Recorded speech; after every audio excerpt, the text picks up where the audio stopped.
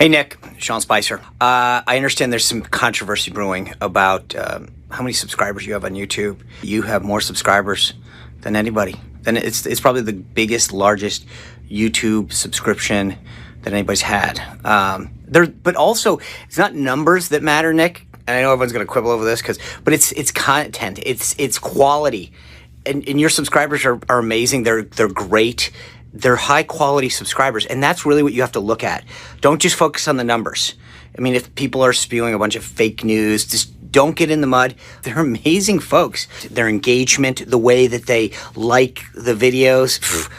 Anyway, I hope this puts this to the end. I hope that this controversy is over and we know who the real YouTube subscriber champ is, and it's you, Nick.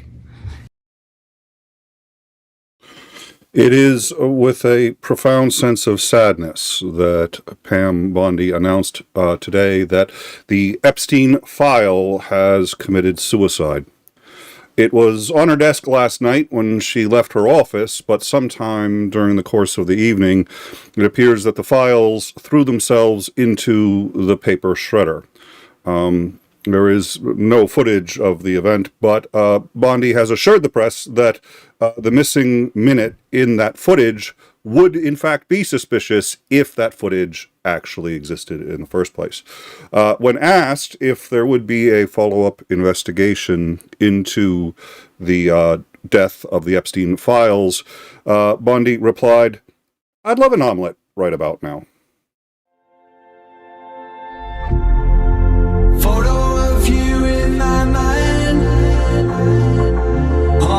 Table under lights.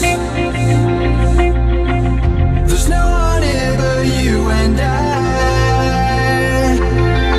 This neon town is yours and mine. That's it. Hey, Carissa, stayed up through the days and night, playing we watched the world get light.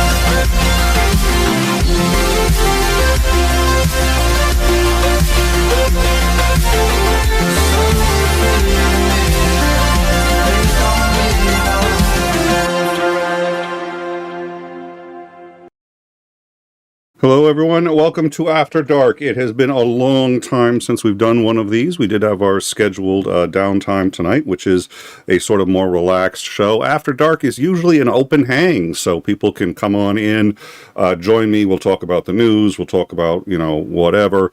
We also have a call-in number, but tonight I decided I'm going to go solo. There's a couple of pieces of news that we're going to talk about, but I think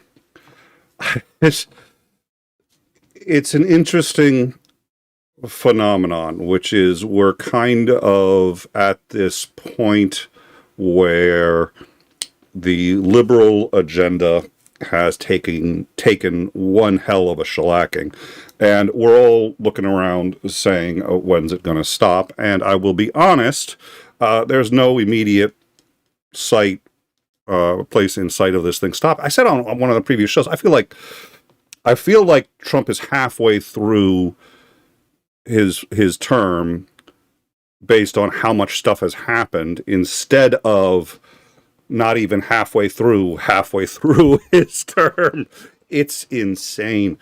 So I decided we were going to do an After Dark. And again, usually and this kind of started during COVID, where I was like, okay, you know, people need an outlet. They need to be able to come and try to have a good time. We're still going to talk about the news, and we're going to also, I mean, the show covers culture, covers, you know, stuff that's going on aside from the Oscars, the Oscar incident, and the fact that, yes, I will admit this, I just learned like a month ago that Rick and Morty's a thing. And I don't know where it's been all my life, but I fucking love that show. That is an awesome show. And but this is what happens when you have kids. You know, it's like people were telling me, well, did you see the latest episode of Mad Men?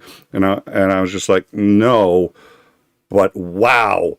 On Dora, Fox actually, or Swiper the Fox actually got the map, but the power of friendship convinced him to give it back. So that's been so I'm sort of getting back into like the culture aspect, and let's face it, American culture is an interesting one.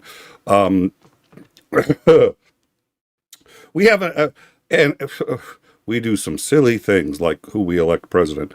So anyways, yeah, I did. I called up Titan, and he didn't believe it. He thought I was lying. He thought I was making it up. I was just like, oh my God, there's this show. It's called, you know, it's done by the same guy who did Community. And I didn't know what Community was until my children were old enough to start watching it themselves. And then they had it on television. I was like, oh, and they were watching reruns, and they thought it was like a current show. And so my kids were like, you know, oh, this show is, you know, and I was just like, yeah, no, I remember like when it was a big thing. And I remember all the arguments about what Chevy Chase was doing and all this other stuff. And I'd never seen it, and I didn't see it until my girls were old enough to get into it. The rest of the time, unless you go, you know, to your bedroom and just watch television in there, you know, you're stuck watching whatever the lowest rating is that you can get for the youngest person in the house. That's just the way you're screwed. By the way, Titan did so we've got some images of some time travelers now. So here is a time traveler who shall remain nameless. We've got this one, and we got a whole bunch more, aside from dropping them on the Discord. I think we're going to, I have to, these are good. These are really good. I'm gonna have to find a way to get them into the show. The background's pretty taken up right now. But I'm going to try to pay a little more attention to the live chat. So if there are questions you guys want to ask, a question that we did have and we've been batting around on the Discord. So yesterday was severe weather for a number of places, tornadoes in particular, including but not limited to Washington, D.C. The question that we had was, and the show started, you know, I'm an atheist. I used to do a lot of anti-theistic debates, stuff like that. And the show is not an atheist or religious show. It's not. And I think people will come on and will tell you, you know, it's a news show. That's what it is. Any more than, you know, any other part of somebody's identity makes up a show. But because I was in those circles when I started that show, a lot of the people who started out on In Time are all atheists. So we got together and we just sort of said, okay, can our lack of belief in God withstand such powerful evidence as a tornado striking the White House right now? And I don't know. That seems to me pretty compelling, that there's a God and he's paying attention and he's like, okay, you kids have had enough playing with your own, you're done. We're taking away this toy. Yeah, I am curious. Pat Robertson, oh my God. I remember when he said that the flooding in New Orleans was, you know, because of all the depravity. And it's really interesting that when there's bad weather in liberal states, it's when there's bad weather in conservative states, it's because of barometric pressure. And when there's bad weather in liberal states, it's because of gays. It's an interesting thing I've noticed. As of this moment, is it true that I'm responsible for my own happiness? I can't even be responsible for my own breakfast. I know. Whoever put me in charge of my own happiness, really, I'm not pleased with them. We've talked about that. The book, The Art of Happiness by the Dalai Lama. I'm a fan. I understand and very much agree with the concept, but it is so ingrained, and there is some truth. I don't know. I think there has to be some truth that your environment and the things that happen to you and that you engage with have an influence on your happiness. It is also definitely true that happiness is far more the product of your mindset and how you look at things than anything else, and that people who look at the glass as half full are happier, period, end of discussion, than people who look at it as half empty. The problem is people who tend to be intellectual think you learn when you're in school to try to distance yourself from your own biases in anything that you're researching and anything that you're trying to understand. And so you inherently distrust anything that lends itself towards an outcome that you prefer, because you could be tricking yourself. So a lot of intellectuals double the standard of evidence needed if it's an outcome that they prefer. They're like, wait a minute, this is suspiciously good news, I have to double check. So what I found is a lot of people, myself certainly included, are like, okay, I have to look at the glass as half empty because I have to pick one or the other. Half full is what I would prefer, so I'm not going to pick it just because I prefer it. It seems intellectually dishonest. It isn't, but yeah. So my glass got stolen. I don't know what you do in that case. I'm sure there's a Rick and Morty to okay, you're basically okay, we're going to Rick and Morty this. We're going to be like, okay, so you're where Rick and Morty got into that they no longer existed, and they opened the garage door and there was nothing but cats. And Rick goes, oh, it's Schrodinger's cat. Well, it may or may not be. Who knows? That's what happens if your glass is stolen. So, in the meantime, speaking of, and this was, so the White House now has a Office of Faith, which is genuinely repulsive for a great many reasons, my own beliefs notwithstanding, but the First Amendment, the very first one, if they made it number one, there's probably a reason. So this was them talking in tongues. Was it yesterday or the day before? And apparently summoning a tornado, I guess. Let me snag this here. Oh, you know what I'm going to do? I can, yeah. All right, so this was literally right outside the White House with the new White House Office of Faith. We just thank you right now, Lord, from the east, the west, the north, and the south. You will shake America with your power and your glory. We cancel every assignment of the enemy.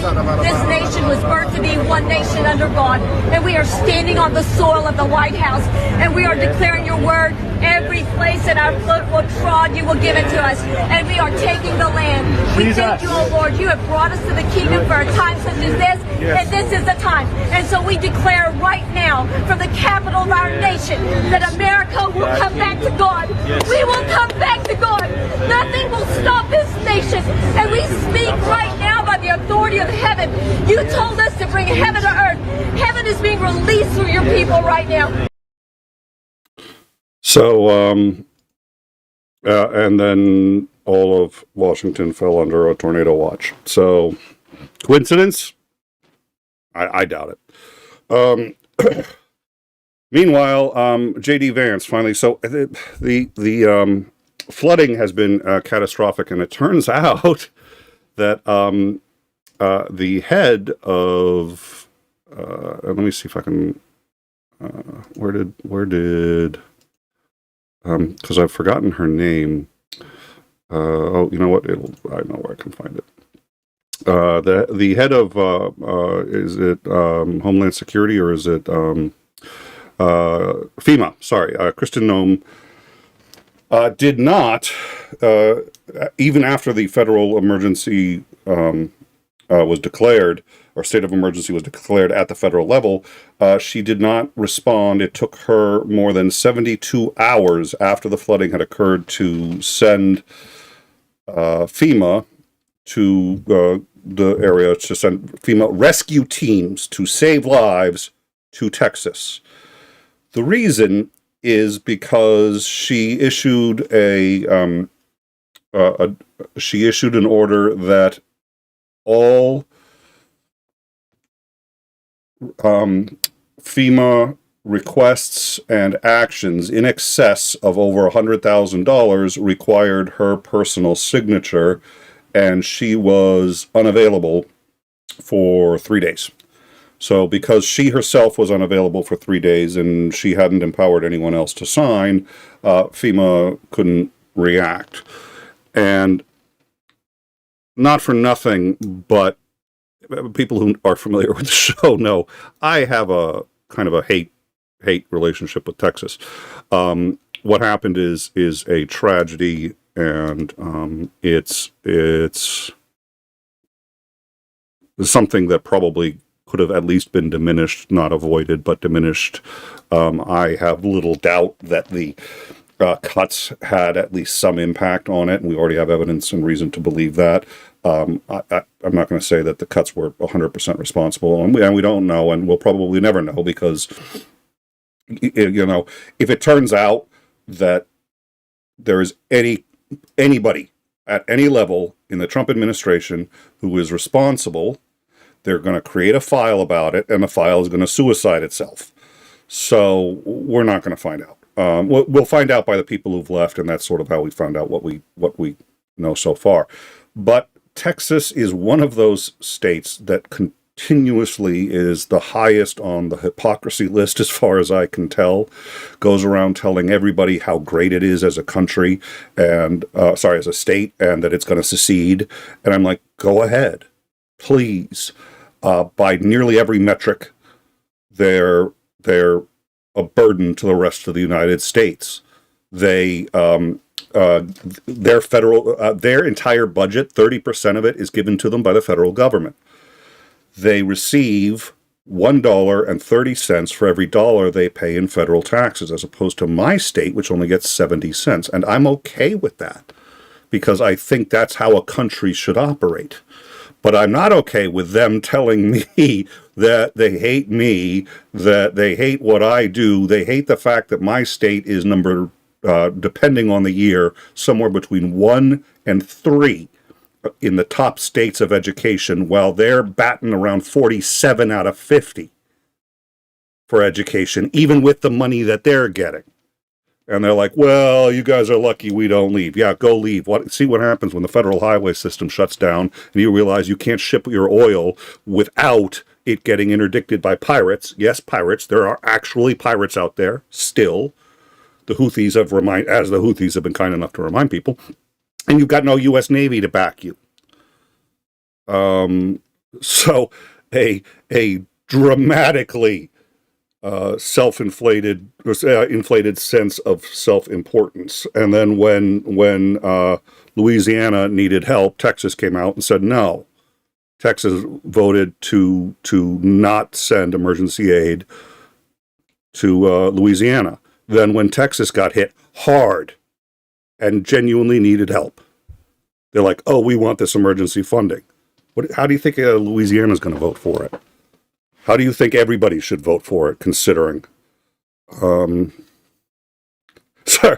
supposed to have a little bit more of a laid-back, fun show, but Texas always does it to me. Anyways,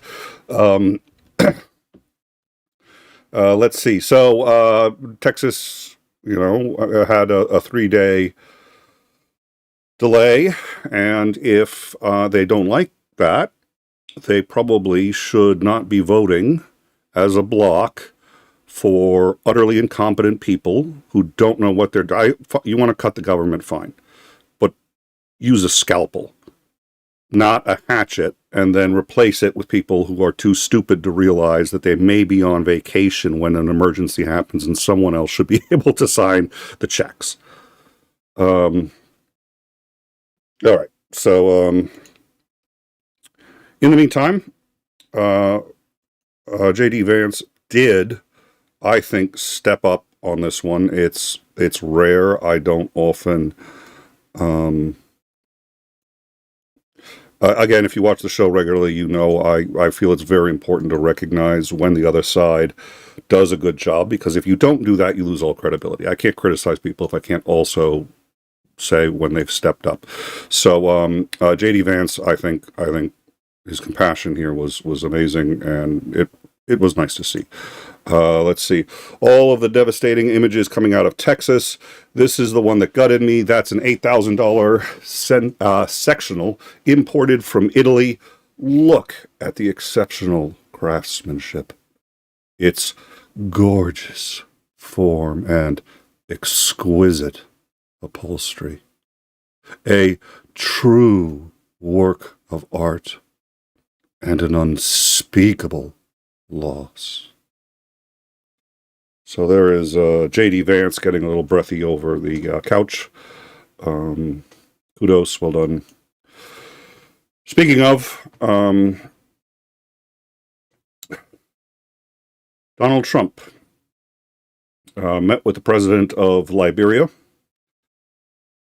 and the meeting did not go as well as one would hope. It went largely as expected, I suppose. The response has been mixed. The president of Liberia has taken it on the chin for this, but let's hear the meeting. Well, thank you in such good English, such beautiful. Where did you learn to speak so beautifully? Where were you educated? Where?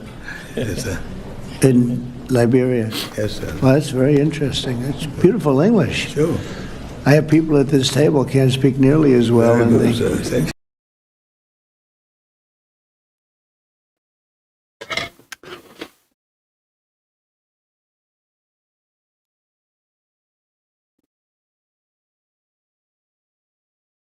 I'm not muted.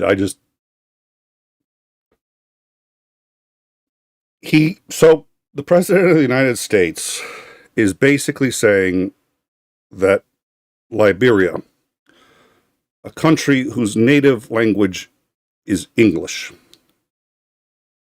that the Liberians were speaking English better than the Americans, so the Americans should get educated in Liberia to learn English, because obviously the institutions in Liberia teach English so well to the Liberian speakers, and he seemed to suggest that Liberian is a beautiful language. Okay. Liberian as a language exists in the same way that the last minute of the Epstein footage exists. It doesn't. It's not a thing. It should be a thing. It could be a thing. It's not. The president of Liberia wrote this one off and publicly said that he took this to mean that because Liberians actually refer to the U.S. as their big brother, 2.7% of their overall budget comes from USAID. Let me rephrase that. It came from USAID. That was one of the topics that they wanted to discuss, was the cutting of that funding. But they take that funding very seriously. That funding has been very important to them. And they have said that they actually refer to America as the big brother to Liberia. So the idea that the president didn't know that English was their national language, a lot of Liberians have gotten extraordinarily pissed about this, and I think rightfully so. The president really handled it beautifully. He just said, well, I took this to mean that my accent was a New York kind of accent, and that he very much appreciated my American accent, not the English language, which of course he knew was my native language. And yeah, okay. Yeah. So it's and by the way, there are times when I chastise the left, and I chastise the left for being and I am on that left, so I have to throw myself into this group of ivory tower elites who think we're better than everybody else. We get in our own heads that way quite a bit, but everybody does. The working man's chip is also a thing. And you guys have heard me say it before, and I'll say it probably a dozen times more. It is true. With no food, no farmers and no farms would have no food. That's true. But then again, we only have modern food through modern pesticides, through science, and we only keep our farms by a military that has created the most powerful military in human history. Sort of isn't anymore. May get into that later if we get some time. But that was done by engineers and scientists. So don't ever think for a second we can go without farmers, and that they're not important, and that their work isn't hard as hell, harder than I can do, harder than most Americans want to do, which is why it ends up being Mexicans doing it. And I'm sorry if you don't like that. That's just how it's ended up. And we're about to get a very harsh lesson in what happens when we screw with that system. The problem is, so there's plenty on the right.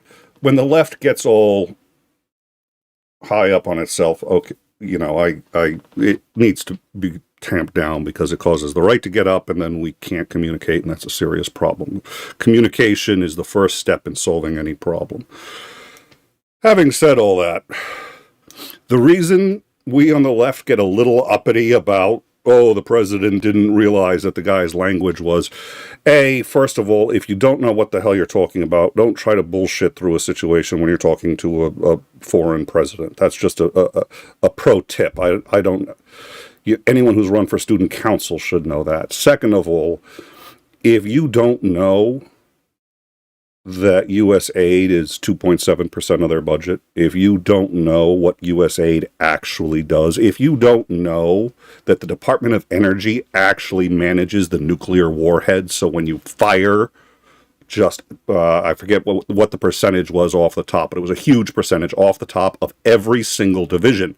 That includes the people maintaining the nuclear warheads. And most of us on the left knew that already. We knew that it's the Department of Energy that manages the nuclear warheads. And the fact that Trump didn't know, that Elon Musk, the world's smartest man, or whatever the hell he's supposed to be, didn't know. And it's like afterwards, he's like, we brought him back, no harm done. Not no harm done on a lot of the things that they've had to walk back. And not no harm done on Social Security. So, that's why we liberals tend to get a little pissed when the president does something that stupid. Because when you're that stupid, you're going to screw up a lot of very important things, and people are going to die, like at least 102 people in Texas who have died because A, they didn't get the warnings in time, B, the FEMA was too busy to sign off on sending people there to help.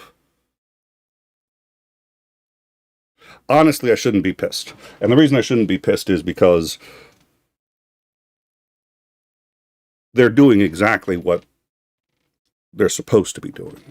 They aren't there for you or I. They're there to piss off the liberals. They're there to make people feel like something's being done. And it is. Things are changing fast. And they're doing it. And they're there to fuck with things because people feel like they haven't been empowered. The problem is, the things they're fucking with are the Medicare, Medicaid, social safety nets, and children of the people who voted for them. That's why it matters, and that's why sometimes you kind of need the arrogant, snippy liberal elites who make fun of a president who calls to your English is really good. Where'd you go to school? You can't have gone to school in Africa because nobody in Africa could possibly speak English. And that's been pointed out too. It's racist as all fucking hell. So you come from Africa and you speak English? Wow. Where did you go to school? I'm going to play that again because I want to pay attention to that. He's shocked that this president has an education. He's black. How could he have an education? And I've resisted. People will tell you I've resisted calling Trump racist, but this is insane. Well, thank you in such good English, such beautiful. Where did you learn to speak so beautifully? Where were you educated? Where? Yes, sir. In Liberia. Yes, sir. Well, that's very interesting. That's beautiful English. Sure. I have people at this table can't speak nearly as well, Very and good, they, sir. Sister Porpoise makes a great point. It's not that Americans won't do the job; it's that they won't do them for those prices, and that is such an important point. A very basic understanding of Keynesian economics. You don't have to like Keynesian economics, but we have a Keynesian mixed model. A very basic understanding would really help people to understand how and why we have the problems that we do. Getting rid of the people who are willing to do, they're outcompeting us basically in our own country. And that's where the shame lies. If they weren't, if we were outcompeting them and you could look down on them, I don't think this would be a problem. The problem is they're producing, and they're doing it for really cheap labor. And as much as Trump says he's for the free market, as much as conservatives say they're for the free market, they're for the free market when it's advantageous to them. So when it's taxes, free market. Free market and capitalism. When it's bailing out people, so what they like to do is they like to capitalize all their gains and socialize all their losses. All of their losses, socialism. All of their gains, capitalism, I earned them. It's an interesting point of view. And Trump's very much that way. He's just like, I have the most money, so I'm the best person, except the reason he's got the most money is because he was able to declare bankruptcy, get rid of his debts, and start fresh. And the government has a system for that. That's a safety net that he's used like 5 times. Odd that when he fails, he's for safety nets.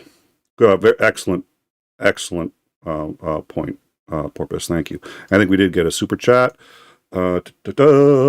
And like I said, we'll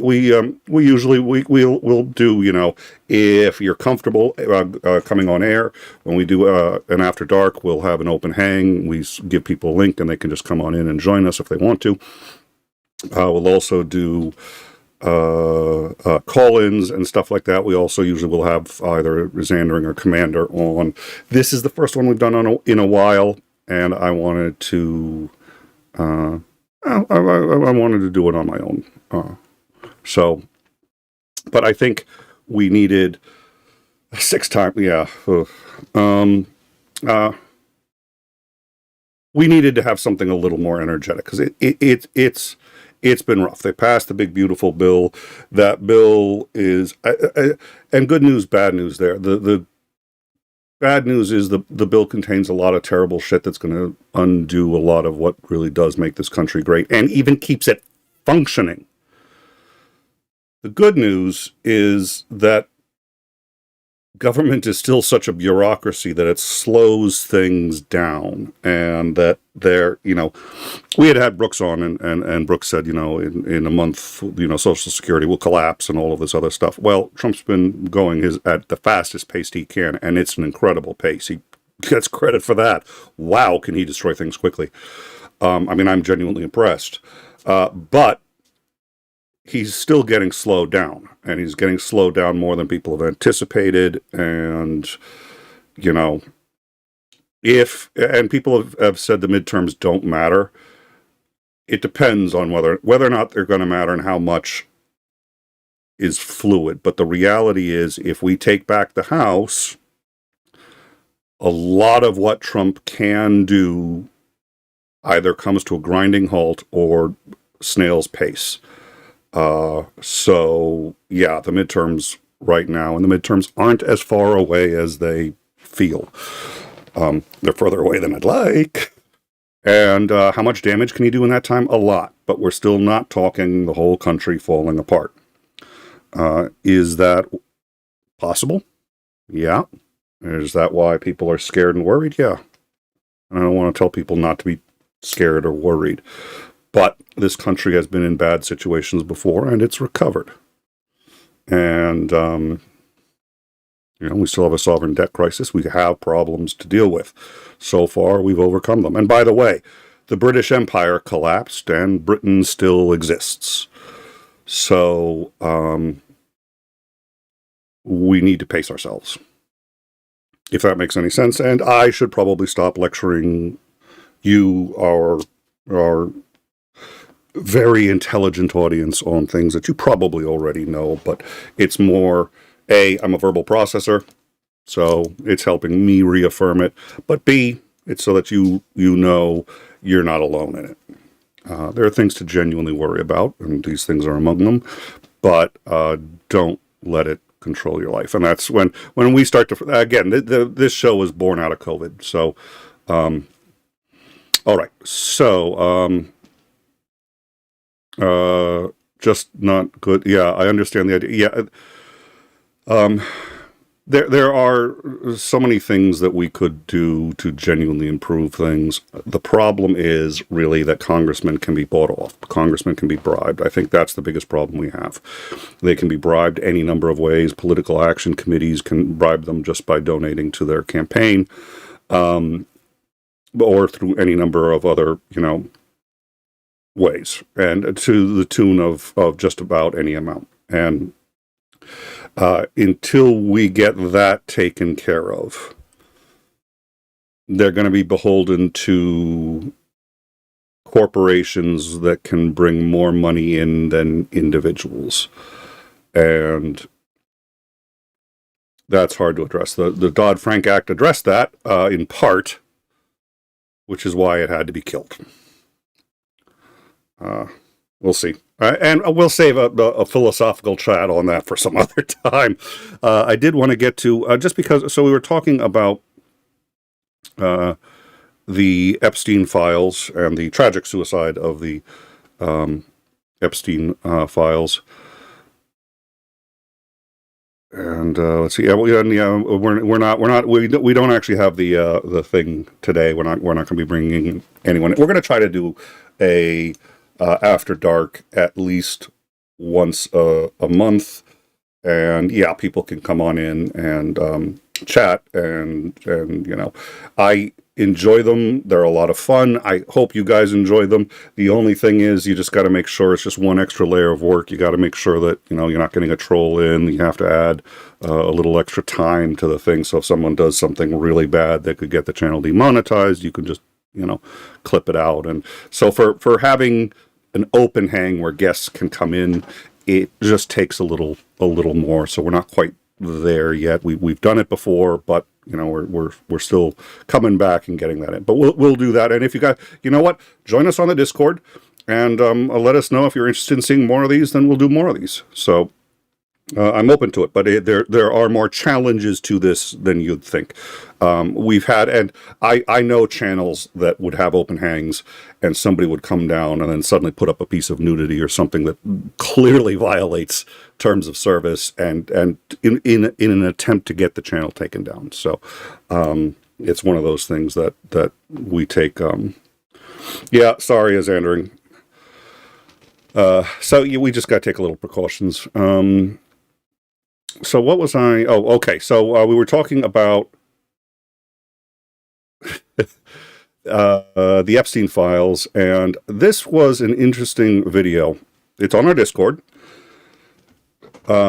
Somebody, and this can't be, I know that there are a lot of times that Trump and people who represent his administration spoke about the Epstein files and the need for these files to be released, and that the reason that they were being held was because the Democrats, were implicated in them, and full transparency was the only option.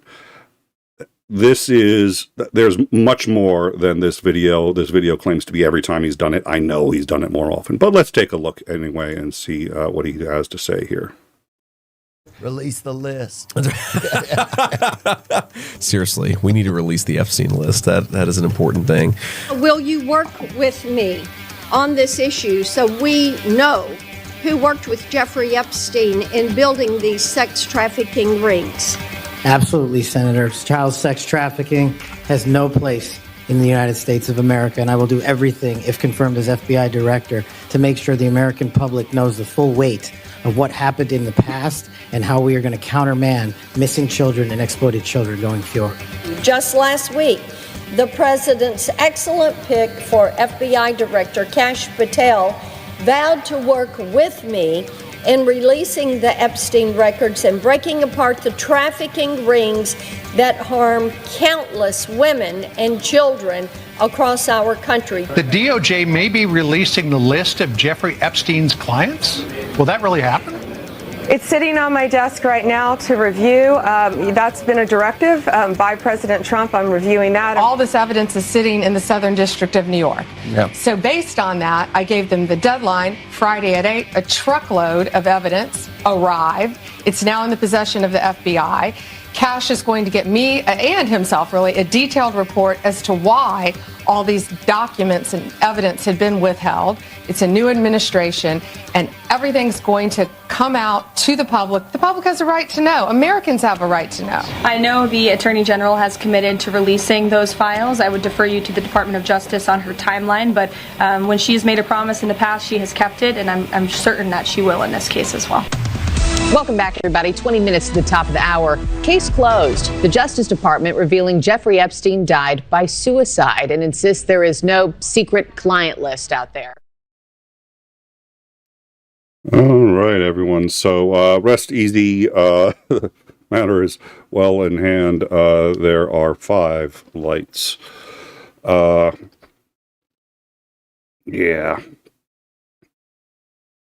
All right, and then the only other one I'm going to play. I should have played this with.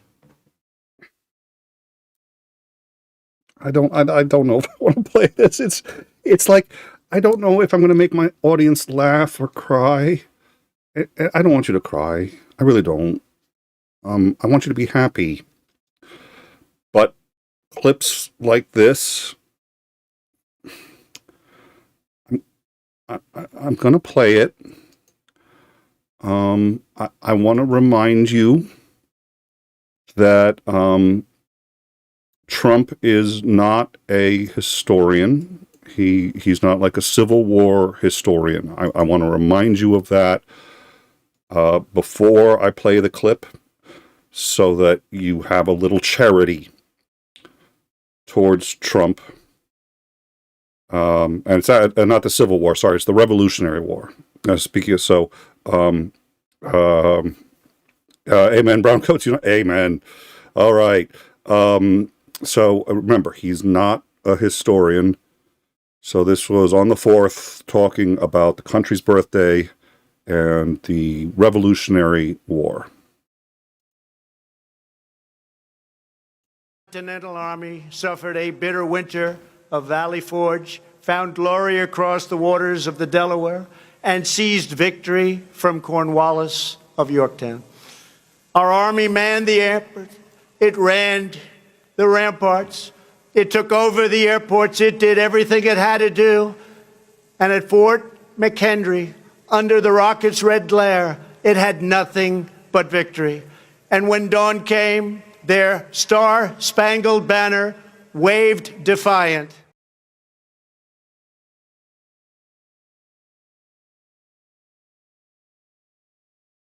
There you have it, folks. The Continental Army, the United States, managed to take British airports during the Revolutionary War.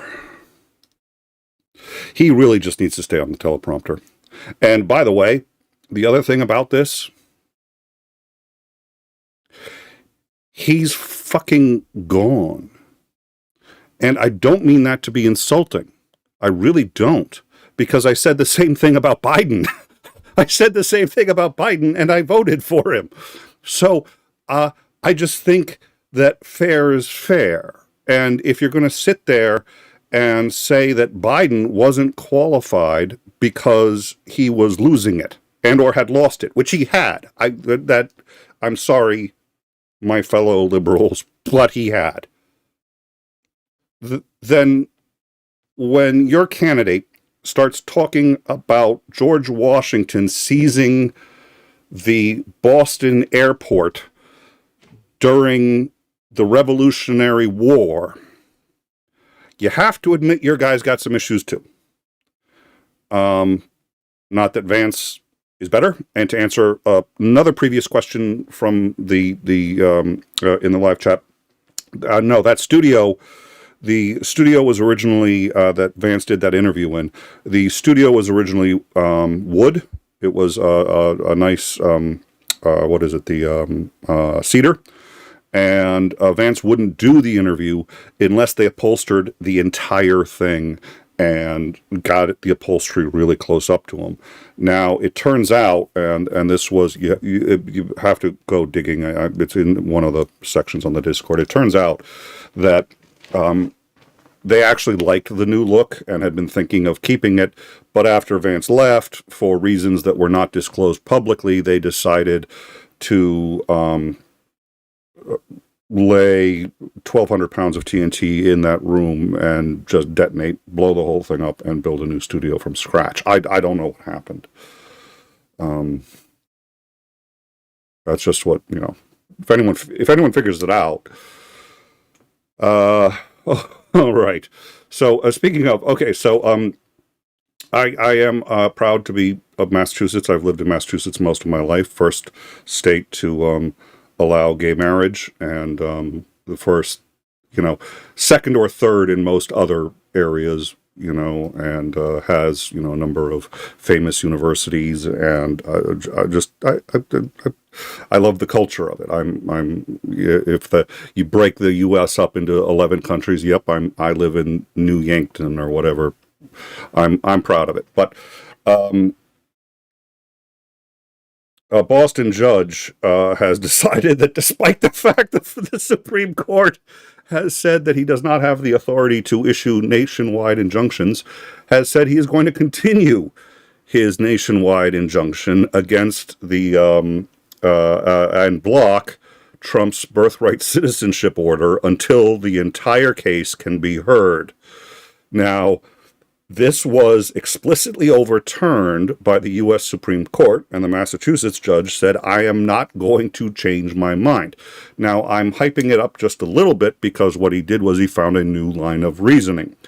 What they said was, no nationwide injunctions by local judges, except in class action cases or cases where the administration is patently violating either its own rules or the law.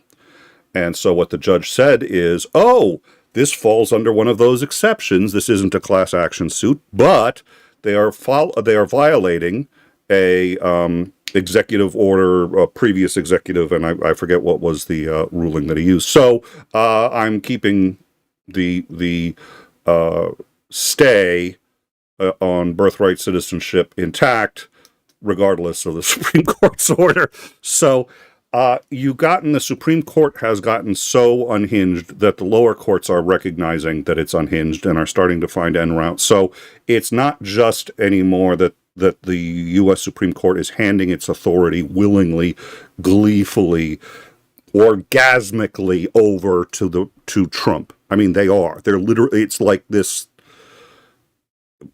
for both Alito and Thomas, it's like, it really does seem like a sexual fetish thing. He is an emperor and they're pleasing him, and it gets them off. We talk slightly different rules for After Dark. This is actually a very tame After Dark because no one else is here. And I'm not kidding. I'm not saying that to be shocked. It's just, tell me I'm wrong. I'll have that argument with anyone who wants to. Tell me I'm wrong. They seem to genuinely get, he literally Justice Thomas is Uncle Tom. I mean, I don't mean to offend, but again, tell me I'm wrong. So there's very good news in that, in as much as judges are finding ways around what the Supreme Court is doing. I really thought Trump was going to go all out and just ignore the courts completely. He's only ignoring them 50%. That's very important. That sounds like that's a quantitative difference. It's not. It's a qualitative difference. There's a very big difference between 50% and 0. He's recognizing them some, meaning now to go to 0 is going to be hard because that's a qualitative change. That's saying they have no authority. He has recognized that they have some. He's just not recognizing all of it. So it's slowing him down. The big, beautiful travesty, or whatever you want to call it, that thing. Keep in mind, when people said it's going to add 3.7 trillion to the deficit, they're right. But it's going to, or to the debt, they're right, but that's over 10 years. The worst prognostications from that bill is what it's going to do over 10 years. And if we get control of the House and or Senate, we can start rolling that back in less than 2, in 1.5. Is that great news? No. But it's not as doomer as it feels. It's not. And I sometimes don't even like to say that, because when people think it's doomer, they get energized and they go out and they vote. No, it's important enough to go out and vote. This is really serious. Everybody listening to me knows how serious this is. But it's not, well, this country's over. They just signed the worst bill in history. They signed the worst bill in history. They signed a bill that if it's allowed to continue for 10 years, will probably sink this country. So far, he's already had a lot of problems. Fewer. I would have liked him to have had a lot more, but he's had more than I thought he was going to. So, anyways, judge in Boston has decided that, despite the Supreme Court saying that his the birthright citizenship TRO could not apply universally across the country, he has said yes, it does, because the Supreme Court carved out an exception to which his TRO order does fall into. So if Trump wants to start ignoring it, he's going to go right back in court. It's going to be an appeal. That appeal is going to take a month. That is then going to go to the Supreme Court, and they are out of session. So they're not going to rule. So if, this judge is now starting to play, this Boston judge is starting to play by Trump land rules. And that's going to slow him down on birthright citizenship and a whole bunch of other things. So let's see. This judge used another legal tool to block the Trump administration policy on a nationwide basis by finding the government failed to comply with administrative law, another exemption in the court's ban on injunctions. In 2 other rulings last week, they have blocked the Trump administration from ending a program that allows 500,000 Haitians to stay and work in the U.S. temporarily. Haiti, as you recall, was hit by 2 very large earthquakes in 2 years. As Haiti rebuilds, they've been living here and working here and contributing. They're not just living off of us. They're actually contributing while they're here. And it's a temporary situation while the homes, which were flattened, and we've got the coverage if you want to see it, are being rebuilt. There's a plan for them to leave. Many of them, I know the U.S. is the greatest country in the world, and anyone who comes here just never wants to go home again. But actually, a lot of people really prefer their homes. They like their presidents, and for Haitians, they may, I don't know if it's racist or not, but they may not like their presidents orange in color. Whatever it is, a lot of them want to go home. So, as we covered, Trump issued an order ending their probation period, which allowed them to stay and work the probation was a system created by Biden. Trump ended it.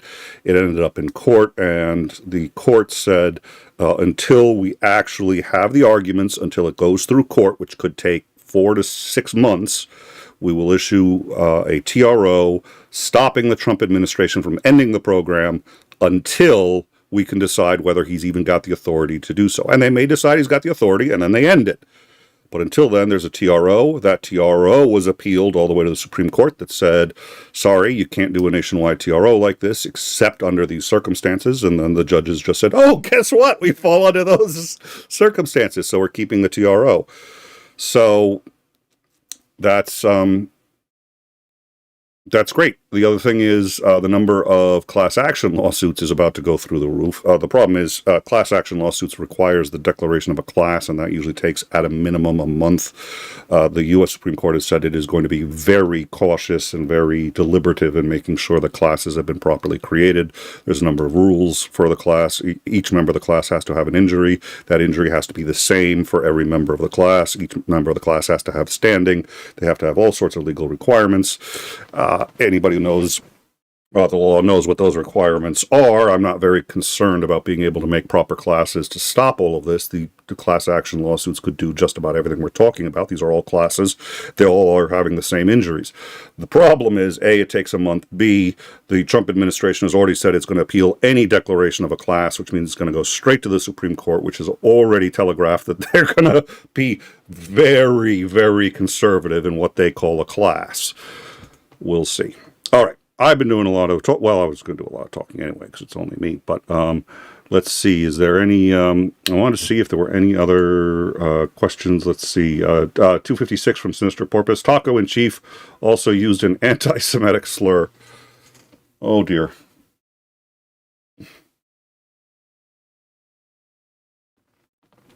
Well, and what was the university? There was a university just today that. I don't think it was MIT. I think it was in LA. A major university had a lot of, and it was called anti-Semitic graffiti. It was anti-Israel graffiti. And 20 years ago, I'd have told you there's no difference between the two. Now I'm telling you there is. And this gets into let me see if I can find. There was a really interesting story. Basically, a woman at the UN. Let me see if I can find it. Was it Lynn? No, I'm gonna. A woman at the UN declared or announced that she believed and voted for Israel to be put on the list of countries that commit war crimes and genocide. And she said Israel is absolutely guilty of war crimes and genocide. The reason she said this is because they are absolutely guilty of war crimes and genocide. This is not up for debate. This is not about Semitism, anti-Semitism. It's not. They are deliberately starving 2 million people. And they have now said that they're willing to relocate those people to another Mideast country. But it's a forced relocation, which is also an act of genocide. So the U.S. has decided that they want to sanction her personally and called her out as being anti-Semitic. And she had a great quote. Unfortunately, let's see right now. Oh, you know what? I think I know where it is. I'm going to need one more minute to see if I can find it. Let's see. But everything I have open right now is about Trump. Oh yeah, such good English. Yeah. The president, or no, the prime minister of Liberia said that no offense was taken. Our linguistic heritage is deeply American influenced, and this was simply recognized by Donald Trump. We remain committed to strengthening Liberian-U.S. ties, built on mutual respect, shared values, and meaningful partnership. Well done. That's a way to Wow, that's a way to get out of it. Meanwhile, Liberia, this was okay. There was somebody else who was in the government who was really ticked, and I want to find that quote because that was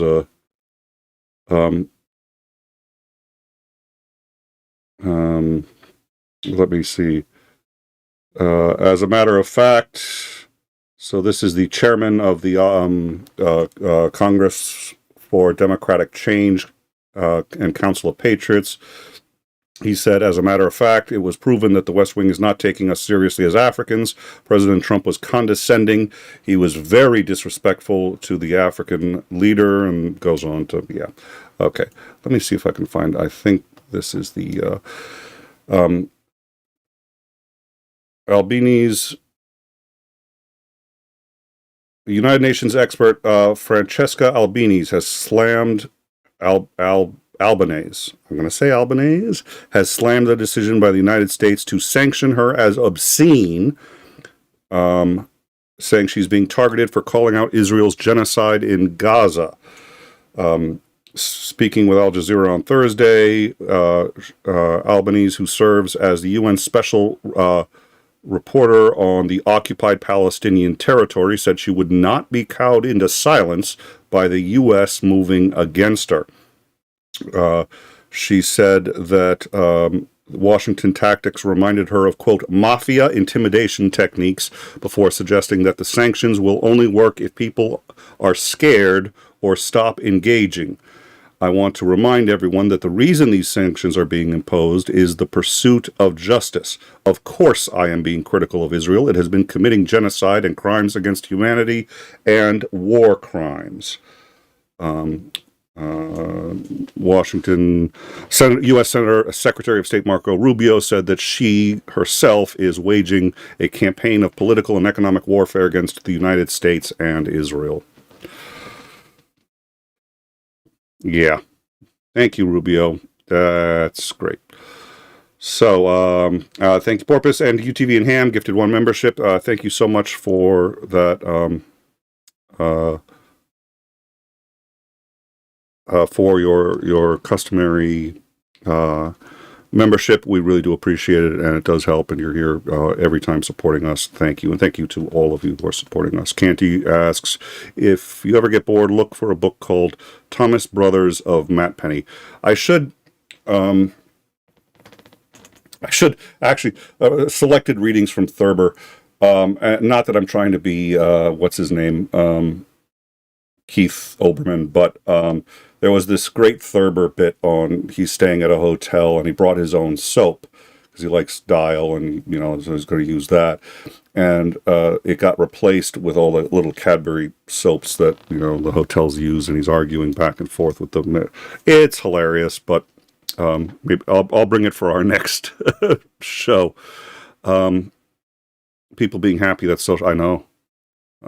Well, and I said 1984 is, I mean, there's so many books that it's funny, you cannot appreciate, or I think most people can't appreciate when they read them, because you read them as part of your school curriculum. But if you at least paid attention and remember them when you get older, you go back. And I mentioned this on an earlier show, that for Putin and for the Russian mindset, and this is the corruption, this is everything. The what O'Brien says at the end, where he says that the true condition of man is a boot stamping on his face for all eternity. And that's the mindset. That's what Russians expect out of life. That's what they think life is about, and it's a bleak. I was in the Soviet Union for a month, and yep, I almost got shot because I failed to bribe a customs official. Oops, my bad. It's like, I didn't realize. It's like we had a disagreement over how much he should be bribed was really the issue. And I wasn't leaving there unless the bribe was at least a little higher. So in the 80s, they framed everything as this East versus West thing, and I got very suspicious of that kind of argument, and I still am, because I think in large part it was politicized to motivate people and to get people behind the government and to pay their taxes and to do all the other shit that the government's always trying to get people to do, especially the lower end people, so that the lower earning people, so that the people at the higher end of the earnings can get away with not paying anything. So, but having said that, there is very much truth to the idea that there is a Eastern, a Soviet mindset and a Western mindset, and the Western mindset, for all its faults and imperialism among them, is infinitely preferable. So, and that's got nothing to do with capitalism versus socialism or communism. That's just the mindset of the countries as they have been established. Neither is what they claim to be when it comes to political or economic policy. At any rate, 1984 wasn't as well written as some books, although I happen to like George Orwell a lot. But I think it was. You want to understand Russia? It's the book to read. All right. So, any more questions before we call it a night and we just sort of wrap things up and get going? Let's see. Nick, the problem is that Boolean algebra is math, and Trump doesn't do math. He barely does English. Yeah. Yeah. So, and like I said, join us on the Discord, and we can talk about how often we want to do these shows. We're not really up for a full After Dark. We used to do them about once a month. During COVID, we did them once a week, and people could come in, and we told stories of what people were doing. We told stories of what people were watching. We talked. Sometimes it was, it's just whatever. This is a much more sort of informal. It's After Dark. It's sit down, grab a beer, and hang. So I hope for those of you who have been with us for the stream, you've gotten a little bit more of an overview of some of the chaos that is going on, some of the funny, some of the not so funny, but also a good overview of why we're not in a doomer place. We're in a place where we have really gotten our ass handed to us on a couple of issues that are very important to us, and they're just important in general. But there's an ebb and flow, and we've had a lot of victories. We had a lot of victories up until recently. We had so many victories. We didn't realize how many victories we had since Roe v. Wade. And it's always 2 steps forward, 1 step back. It feels kind of like the antebellum South right now. It feels like the Republican mindset is to punish liberals for trying to be liberal and to burn down almost Chairman Mao knew that. I don't think it's going to get to Chairman Mao. Maybe I shouldn't use that example and try to say let's not be doomer, because Chairman Mao, But at any rate, we've had so many successes. I did not think we would elect a black man in my lifetime. I did not think that at any point until I actually joined the Obama campaign, and I joined because I said I think we can do it. Even, I remember the night he was inaugurated, and I said, holy shit, I actually didn't think we could do it. And I was fighting for it the whole time. And we've had so many successes. We were bound for a string of failures, a string of setbacks, and they look so bad because we've come so far. We'll get there. We'll get there. Especially if we remember our own values, which is to one of the things I hated, I loathe Hillary Clinton. One of the things that she had said was, when they go low, we go high. If she actually meant that and did that, yeah, that would have been awesome. That's a great. That's how people should be, and the people who do that often. Obama did that, and he was successful. Maybe not in the ways we wanted, but Jesus. At any rate, yeah, no, for her it was cynicism. No, she went as low as could. Yeah. Anyways, I am rambling, so what I'm going to do is we should have a show rambling time where I just ramble for. Xandering, what do you think of that? Xandering will have to tell me. We'll talk about a rambling time, and we'll have the Xandering on for the next After Dark. And come to our Discord. Let us know what you think. Thank you very much for those of you who have super chatted and contributed. And if what you can do is just hit the like and subscribe, that helps us a lot too. Become a member and see more in time. It is a delight to be able to do this, and I appreciate the support of people who help us to do it. Thank you very much, and we will see you on Tuesday with a Xandering 9 p.m. Eastern for In Time, and then a week from today, Downtime, 9 p.m. Eastern. Hopefully, Commander will be back on, and After Dark, it'll be back in the circuit soon. So, thank you all so much for joining us, and have a wonderful weekend. See you soon. Good night.